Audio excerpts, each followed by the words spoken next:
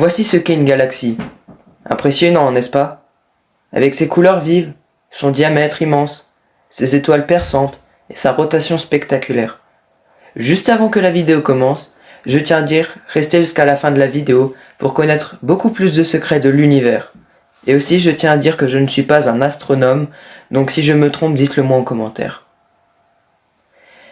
Eh bien bonjour à vous, c'est Orion. Maintenant, préparez-vous pour un voyage fascinant à travers l'univers avec cette vidéo qui vous fera découvrir des merveilles cosmiques insoupçonnées.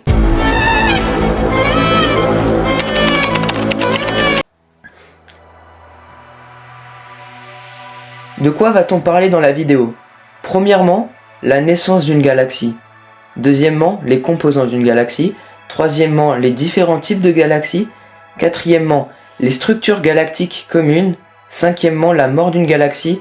Et sixièmement, question bonus, est-ce qu'on peut en voir à l'œil nu? Du coup, je vais répondre à la première question déjà, comment naît une galaxie?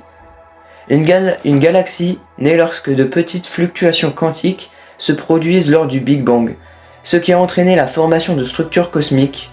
Au fil du temps, ces structures cosmiques se sont regroupées sous la force de gravitation et s'assemblent pour former une galaxie. Quels sont le ou les composants d'une galaxie? On va prendre la Voie lactée comme exemple, mais cela concerne plus de la majorité des galaxies. Bref, les composants de la Voie lactée sont principalement de la poussière interstellaire, des gaz comme de l'hydrogène ou de l'hélium, de la matière noire et des millions à 1 milliard d'étoiles, mais tout cela maintenu par la gravité. Mais il y a aussi au moins un trou noir supermassif dans le cœur de la Voie lactée, situé à 25 années-lumière de la Terre, mais il faut au moins un trou noir supermassif dans une galaxie.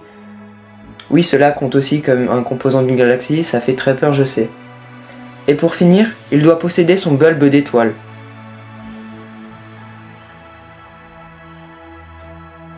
Maintenant, on va voir les différents types de galaxies. Dans l'univers, on en compte 3 types. D'abord, il y a les elliptiques. Les caractéristiques d'une galaxie elliptique, ce sont des galaxies qui regroupent des concentrations sphéroïdes de milliards d'étoiles, qui ressemblent à des amas globulaires à très grande échelle.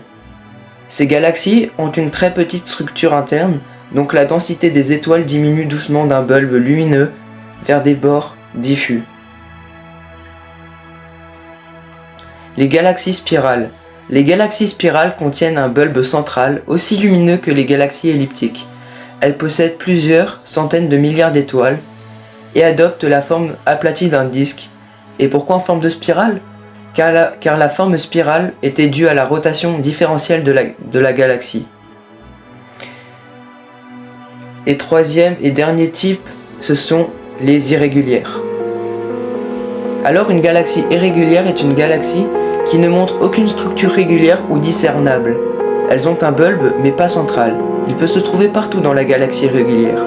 Les galaxies irrégulières sont classées galaxies naines par le satellite Hubble. Mais justement, avant de continuer, il y a aussi des dérivés des types que je vais vous citer. Mais ça, je le sortirai en short, car sinon ça serait beaucoup trop long.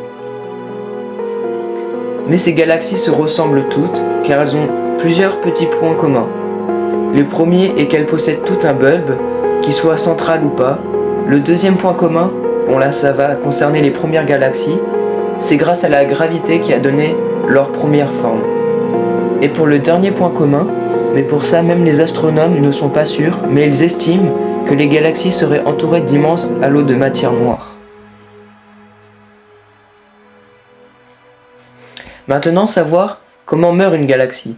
Nous savons que les galaxies se vident de leur gaz, mais si la perte est trop importante, le processus de formation des étoiles s'interrompt, ce qui a pour effet de tuer la galaxie et de la transformer en objet inerte, ce qui veut dire qu'il n'aura plus d'activité, ni de mouvement propre, et qui ne donnera plus de signes de vie, donc morte.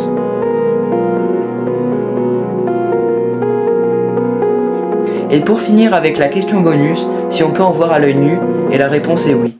On peut en voir 3 à l'œil nu. La nuit, il y a la galaxie d'Andromède, les 2 grands nuages de Magellan, sont des galaxies satellites de la Voie lactée.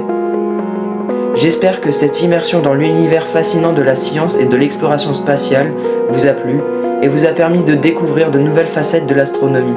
N'oubliez pas de me suivre sur YouTube pour de nouvelles aventures cosmiques et de continuer à explorer l'infini mystère de l'espace.